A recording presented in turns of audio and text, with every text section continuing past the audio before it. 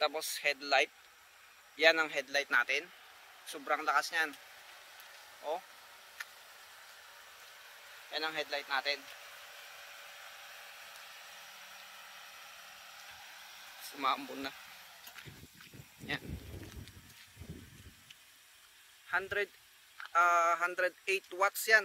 28,000 lumens. Ito ang pinakamalakas ko. Pwede sa 24 volts na mga truck. Pwede yan.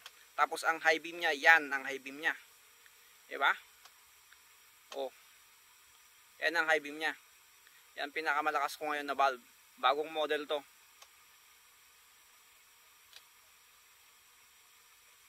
Oh. Headlight. Tapos low beam, high beam.